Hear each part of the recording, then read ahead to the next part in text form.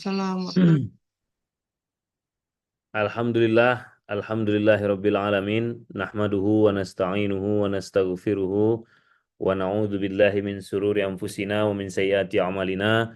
May yahdihillahu fala mudhillalah wa may yudlil fala hadiyalah.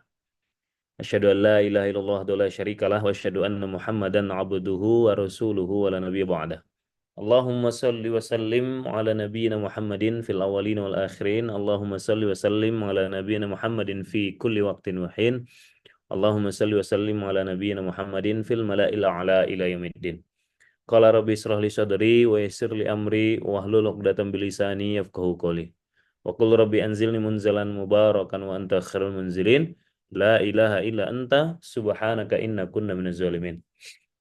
Alhamdulillah, ayah bunda bang kakak semua, ananda para mahasantri, adinda semua dari Avengers dimanapun berada, baik di pusat ataupun di eh, Lampung, ya, dan tentunya juga eh, ananda para mahasantri, baik itu Spartan ataupun murid-murid dari SMPIT, ya, Auladina Indonesia yang dirahmati Allah.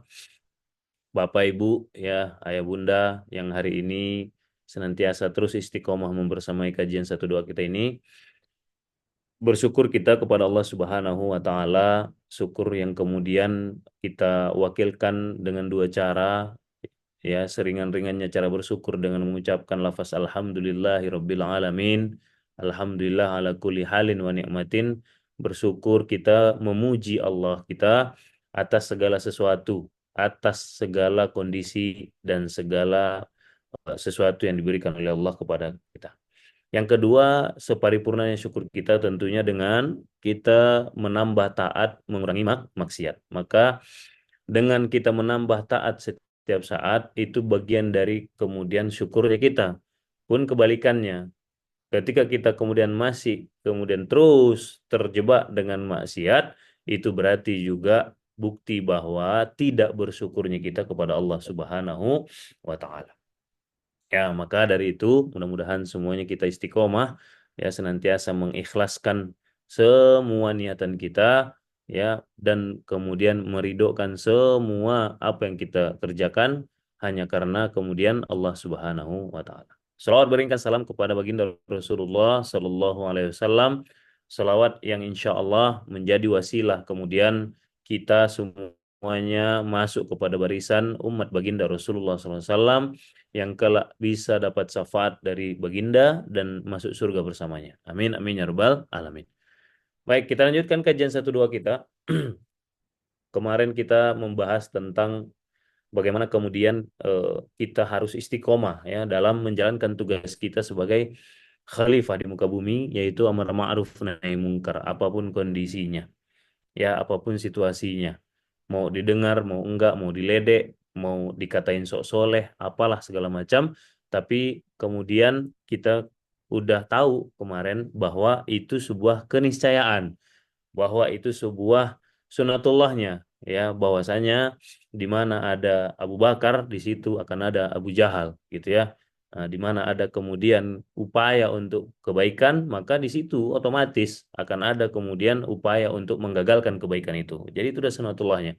Maka tugas kita bukan memastikan kemudian berhasil, enggak, tapi tugas kita memastikan kita bertahan. Nah, lantas kemudian kenapa sih itu sampai diingatkan oleh Allah Subhanahu wa taala? Emang sesusah itukah, gitu ya? Apa sih yang membuat kita tuh susah istiqomah? Apa sih yang membuat kita tuh susah untuk bertahan, untuk bersabar dalam kebaikan? Ya, apa sih yang membuat kita tuh eh, eh, kayaknya berat banget untuk melakukan sebuah aturan kebaikan, sebuah kedisiplinan, sebuah kemudian upaya-upaya kebajikan? Apa sih, gitu ya? Nah, maka memang karena memang dunia ini tempat kita untuk mencari bekal kepada surganya kelak, gitu ya. Maka di dunia ini kita pastilah kemudian dikasih, ya, dikasih hal-hal yang kemudian bisa menghasilkan pahala. Kenapa saya bilang waktu di kajian subuh bahagia hari Sabtu yang lalu, kenapa di setiap kemudian ujian itu ada kabar gembira? Kenapa? Karena kita masuk surga itu butuh apa? Butuh rupiah atau butuh pahala? Kita kan masuk surga itu yang perlu kemudian kita tabung itu bukan rupiah kan. Yang kita perlu tabung itu adalah mata uangnya bernama paha, pahala, amalan soleh, kan begitu. Ya, yang insya Allah berbuah pahala untuk kita. Nah, dari mana kemudian timbulnya pahala? Dari mana kalau kita kemudian mau nyari duit, maka kita harus mau capek kerja. Benar nggak? Kalau kita mau punya duit, maka kita harus mau capek berlelah-lelah kerja. Mau kemudian bertahan dalam lelahnya dan letihnya bekerja. Apapun pekerjaannya. Entahkah dia sebagai pebisnis, pedagang, atau misalkan karyawan, apapun. Tapi dia nggak punya pilihan lain selain kemudian bertahan. Ya, selain kemudian bertahan di lelahnya, letihnya, pekerjaannya. Kan gitu. Dan kenapa sih orang yang bekerja misalkan ya eh, 5 tahun, 10 tahun, 15 tahun itu beda penghargaannya sama orang yang bekerja baru setahun 2 tahun. Kenapa? Karena memang yang dinilai itu apa? Bertahannya. Karena beda memang ya beda memang perjuangan untuk bertahan orang yang udah 5 tahun, 10 tahun sama orang yang baru 1 tahun gitu loh. Maka di dunia saja yang dinilai itu nilai apa? Nilai kemampuan untuk bertahannya kan? Ya.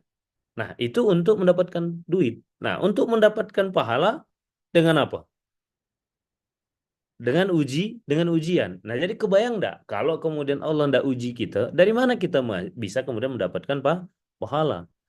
Sama dengan kemudian kalau kita enggak dapat kerjaan, maka bagaimana kita mau menghasilkan penghasilan, uang, duit, kan gitu. Maka dari itu, banyak dari orang kemudian bersyukur dia ketika dapat kerjaan.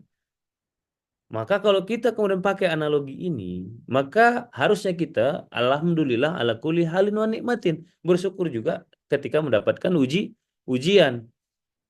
Karena kita sadar, dengan ujian ini, kita punya kesempatan untuk menghasilkan pahala. Ya kan? Oleh karena itu, dikasihlah memang sama Allah dunia ini sebagai ladangnya ujian. Nah, cuma memang sebagaimana orang kerja, biar dia bisa mendapatkan penghasilan yang banyak. Sebagaimana orang yang berbisnis, orang yang berdagang, biar dia bisa mendapatkan penghasilan yang banyak, maka dia harus kenali apa sih kerjaan dia itu, biar dia bisa melaksanakan tugasnya dengan baik. Nah, sama, biar kita kemudian bisa menghasilkan pahala terbaik dari ujian yang diberikan oleh Allah Subhanahu wa taala kepada kita, maka kita harus mengenali apa sih ujian-ujian yang diberikan Allah kepada kita tuh, ya kan? Biar kita tahu cara naklukinnya, biar kita tahu cara ngatasinnya, ya biar kita tahu, ya. Nah, apa sih ujiannya itu? Nah, coba nanti dibuka di surat Ali Imran, ya surat Ali Imran surat ketiga ayat 14. Ya, Ali Imran ayat 14. Coba kalau operator bisa tayangkan, tayangkan. Ya, Ali Imran ayat 14. A'udzubillahi minasyaitonirrajim ayat 14. Ya, Ali Imran ayat 14. Zuyyina lin-nasi hubbus syahwat minan nisa wal banin wal qanatiril muqantarati minaz zahabi wal fiddah wal khayli musawwamati wal an'ami wal harth. Dzalika mata'ul hayatid dunya wallahu indahu husnul ma'ab. Apa maksudnya? Dijadikan indah. Zuyyina. Zayyana yuzayyinu. Apa arti zayyana yuzayyinu? Ana uzayyinul hujrah. Saya menghias asrama. Saya menghias kamar. Maka zayyana yuzayyinu itu adalah artinya menghias. Kalau menghias itu tambah jelek apa tambah bagus? Tambah bagus. Ini kan mau ada nanti sebentar lagi tanggal 17-an. Biasanya ada tuh lomba menghias asrama. Maka kemudian setelah dihias tambah jelek, berarti dia bukan menghias. Karena namanya menghias itu tambah bagus, tambah indah. Nah, maka Allah kemudian menggunakan redaksinya luar biasa sini. Zuyyina lin-nasi hubbus syahwat. Allah memang menghiasi. Apa yang dihiasi? Ya, menghiasi kemudian pemandangan mata manusia itu hubbus syahwat. Apa dengan apa dihiasinya? dengan kemudian kecintaannya kepada berbagai kesenangan dunia, hubbus syahwat, kecintaannya kepada syahwatnya, syahwat dunianya. Oh, apa aja yang dikasih ujian sama Allah tuh? Satu, berupa apa? Hubbus syahwat, satu, minan nisa, dari wanita, ya, berupa perempuan gitu. Terus wal banin, berupa anak-anak. Terus apa lagi? Wal qanatirul muqantarati, harta benda yang bertimbun tak terhingga. Wah, suka nimbun nih, nimbun, suka nabung-nabung, suka numpuk-numpuk, ya. Apa aja itu? Nah, di sini digambarkan kemudian berupa emas, perak, kuda-kuda pilihan, binatang-binatang ternak, sawah, ladang. Ya, kalau di kita intinya harta lah, motor, ya kan, mobil, harta, apa, emas perak itu apa? Ya duit, nabung duit, miliar-miliar. Tujuannya cuman dia senang aja kalau duitnya banyak, baru tenang dia kalau saldonya numpuk gitu. Sawah ladang nih apa? Ya tempat usaha, bisnis yang kemudian banyak dan seterusnya. Ya, itulah kesenangan hidup di dunia dan di sisi Allah dan di sisi Allah tempat kembali yang baik. Maksudnya apa? Bahwasanya yang disampaikan tadi itu semuanya kesenangan dunia dan kita akan diuji dengan itu. Kita akan diuji dengan itu. Ya, kita akan diuji dengan itu. Oh, bagaimana ceritanya? Misal adik-adik SMPT, ya, kami kan masih kecil-kecil ya. Bagaimana ceritanya kami diuji dengan wanita? Kami belum kepikiran lah ya, ya kan? Enggak, kami belum kepikiran kok ya. Tengok kiri kanan. Orang kadang-kadang ingus kami aja lupa kami lap, gitu misalkan. Ya kan, belum kepikiran ya. Bagaimana ceritanya kami akan diuji dengan wanita? Bagaimana diuji dengan anak-anak? Orang kami belum punya anak, ya. Maka ketika kemudian kita semua akan diuji dengan bagiannya masing-masing, ya, dengan kesenangan masing-masing. Maka kalau anak-anak SMP IT diuji dengan kesenangan apa? Ya, dengan kesenangan apa kira-kira diujinya? Maka yang dimaksud dengan kesenangan dunia tadi, kalau kemudian di Al-Qur'annya tadi kuda dan binatang-binatang ternak, kuda-kuda pilihan tuh, nah, dulu di Arab kuda itu adalah sebagai bentuk kebanggaan. Bahkan itu sebagai bentuk kemudian orang punya apa ya, punya hobi dan seterusnya gitu. Ya, maka anak-anak SMP IT hari ini bisa jadi diujinya dengan apa? Apa yang kau kemudian biasa lakukan di rumah, tidak bisa kau lakukan di aula dina. Kalau di rumah mungkin bisa nonton 24 jam, tidak pernah tidur gitu kan. Eh, Makan depan TV, mandi depan TV, tidur depan TV, ya kan? Maka di aula dina tidak bisa.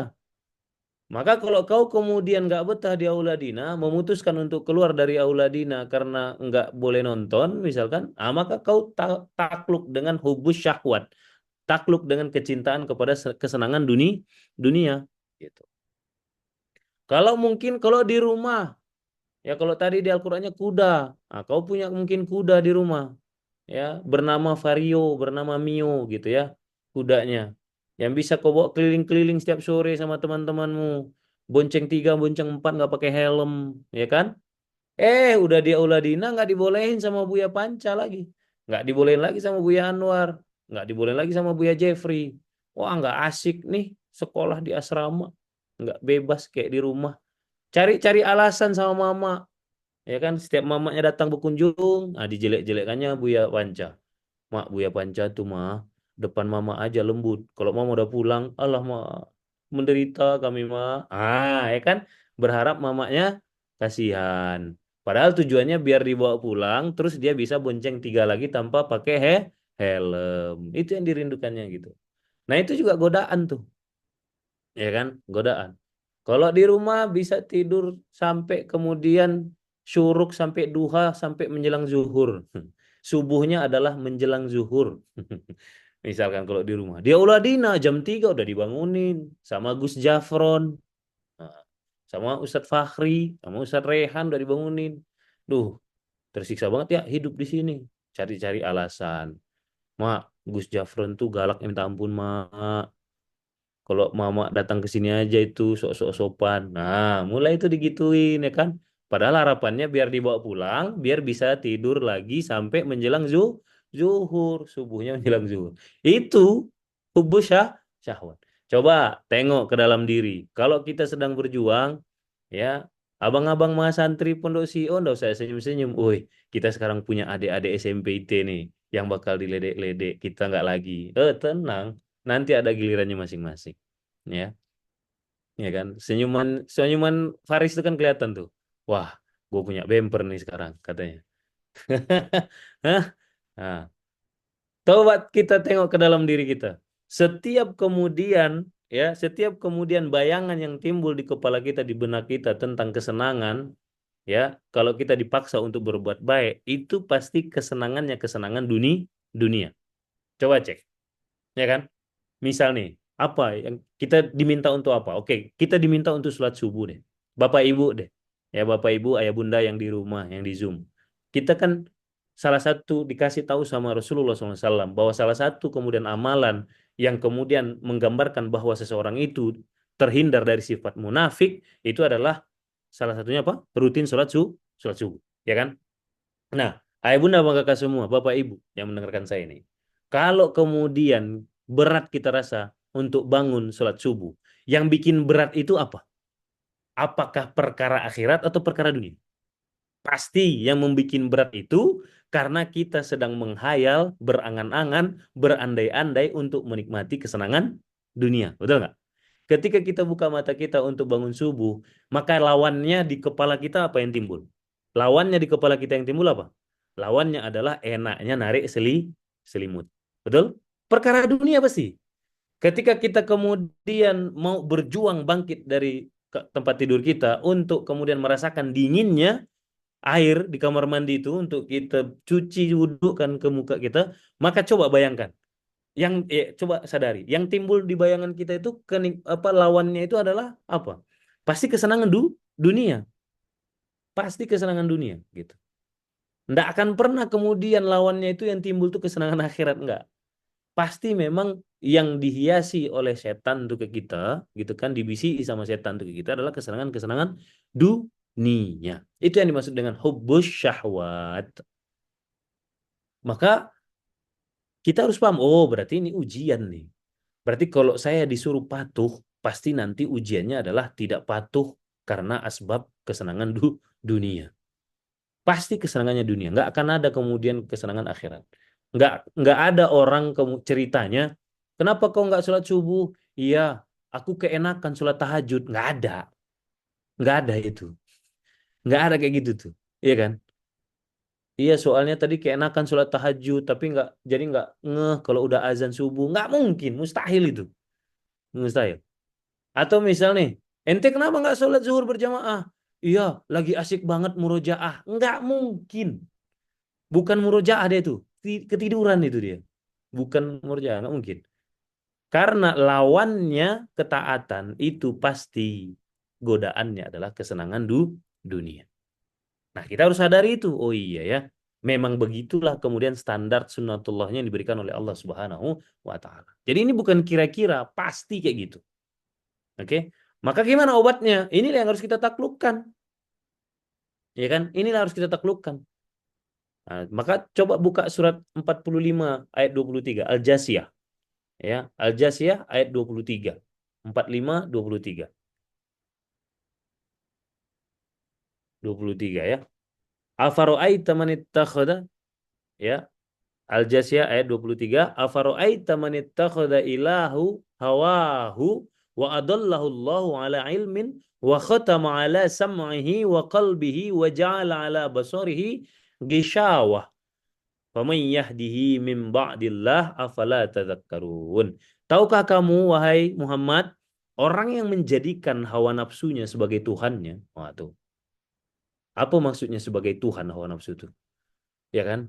Tadi saya bilang, kalau kita mau melakukan sebuah ketaatan, pasti lawannya itu adalah kesenangan dunia, yaitu syahwat. Maka kalau kita memilih kesenangan dunia, berarti yang kita jadikan Tuhan kita hari itu, saat itu adalah syahwat kita, nafsu kita.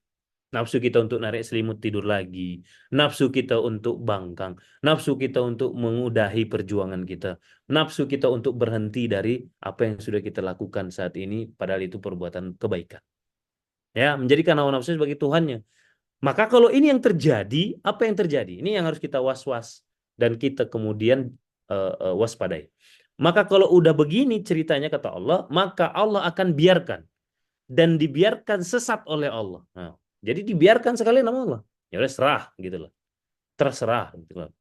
Ya kan? Dibiarkan sesat oleh Allah dengan pengetahuannya. Maksudnya dengan apa yang kemudian ditentukan oleh Allah Subhanahu wa taala. Ya. Allah telah mengunci pendengaran dan hatinya. Nah, ini yang bahaya nih. Allah telah mengunci pendengaran dan hatinya serta meletakkan tutup atas penglihatannya. Oh, bahaya kan ini? Pendengarannya dikunci, matanya ditutup, diletakkan tutup atas penglihatannya, hatinya juga dikunci. Siapakah yang mampu memberikan petunjuk setelah Allah? Kalau udah begini, siapa yang bisa mampu memberikan petunjuk? Apakah kamu, wahai manusia, tidak mengambil pelajaran? Afala tadzakkarun. Nah, bahaya kan? Maka ini kita harus waspadai. Makanya sering kemudian saya sampaikan, apalagi di pondok ya, sering kemudian saya sampaikan, jangan pernah sepele dengan hal-hal kecil. Jangan. Ayah ini kadang-kadang hal itu aja marah. Iya, karena ndak ada yang kecil. Karena kalau kita biasakan sepele sama hal kecil, sampai di posisi nanti apa? Menjadi sebuah kebiasaan. Yang bahaya itu apa? Ketika kemudian Allah membiarkan, sudah masuk ke posisi membiarkan kita sesat. Maka kalau ada orang bertanya, Ustadz, Bang, ya itu kenapa ya ada orang yang kemudian terus dibiarkan oleh Allah bermaksiat? Padahal Allah kan katanya Maha Penyayang, Maha Pengasih. Kenapa nggak dikasih hidayah ya sama sama Allah? Dikasih pasti hidayah itu sama Allah. Dikasih. Masa sih ya? Itu buktinya masih bermaksiat. Dianya yang udah terkunci. Kenapa? Karena dia terbiasa membiarkan. Contohnya begini. Contoh begini. Ada orang kemudian doyan maksiat. Misalkan maksiatnya apa? Mabuk misalkan. Atau apa? Dugem. Atau apa. Atau nggak usah yang ekstrim-ekstrim begitulah. Sekedar kemudian, bukan sekedar juga namanya. Orang terbiasa abai sama sholat. Nggak mau kemudian melaksanakan sholat. Nah, oke, pertanyaan ayah. Apakah azan itu cuma didengar sama orang yang rajin sholat? Ketika misalkan tiba waktu waktu sholat nih, Allahu Akbar, Allahu Akbar. Apakah azan itu cuma terdengar sama orang yang rajin sholat? Enggak kan? Kan terdengar juga ke semua orang, ya kan? Bahkan yang kafir pun bisa dengar azan nggak? Bisa, makanya ada yang protes kan? Kenapa sih azan itu pakai toa? Berarti kan dengar dia kan? Nah, artinya masihkah kita bisa kemudian ngomong bahwa Allah itu nggak adil? Allah tuh adil. Buktinya semua orang dibiarkan oleh Allah untuk mendengar azan. Cuma masalahnya enggak semua orang mau memenuhi panggilan azan. Hingga tiba saatnya dia terbiasa nggak memenuhi panggilan azan itu. Hingga tiba saatnya ketika berkumandang azan udah Allah kunci pendengarannya, Allah kunci hatinya, dan Allah tutup penglihatannya. Sama sekali dia tak tergugah lagi untuk melaksanakannya. Nah itu yang hati-hati. Mengabaikan panggilan azan nampaknya hal sepele. Tapi kalau lama-lama dibiarkan, maka itu akan menjadi sebuah malapetaka buat kita ketika Allah membiarkan kita dalam kesesatan. Nah, itulah makanya ya Ananda semua para mahasantri, ya Ananda semua para murid SMP IT, jangan kesal sama ustadz-ustadznya. Kalau misalkan perkara kecil aja dimarahi, perkara kecil aja ditegur, perkara kecil aja, perkara terlambat ke sekolah, terus ditegur, bahkan mungkin dihukum. Jangan marah. Kenapa? Karena yang kecil-kecil itu memang tidak boleh dibiarkan. Karena bahaya. Bisa nanti membuat Allah kesal sama kita, lantas kita dibiarkan kemudian sesat sekalian sama Allah. Ingat ya, yang membuat orang jatuh itu nggak pernah batu gede. Yang membuat orang terjatuh terguling-guling itu pasti karena kesandung kerikil-kerikil kecil. Makanya namanya kesandung. Kalau batu gede bukan kesandung namanya, ketabrak. Iya kan? Kenapa dia berdarah hidungnya? Iya, nabrak batu gede. Apa kata orang? Oh, bodoh kali, batu gede ditabrak. Tapi kenapa dia jatuh jempalitan begitu? Kesandung batu kecil. Ah, jadi gitu. Ya. Nah, maka ini yang mau saya sampaikan di sesi pagi hari ini, pengingat buat kita semua, yuk, ya, bahwa kita pasti diuji sama Allah, pasti dikasih ujian sama Allah. Dengan apa? Dengan kesenangan-kesenangan dunia. Kesenangan-kesenangan dunia itu udah pasti itu, ya, udah pasti itu. Ya, santri pasti diuji dengan pemandangan-pemandangan di luar. Apalagi giliran kalian dapat handphone, kalian tengok kawan-kawan kalian main Instagram, wih enak ya, kami di pondok nggak bisa, aduh. Nah, ya kan? Pasti itu. Pasti itu. Maka sadar, oh iya, kan Ali Imran ayat 14 kemarin. Memang pasti diuji. Udahlah, jangan.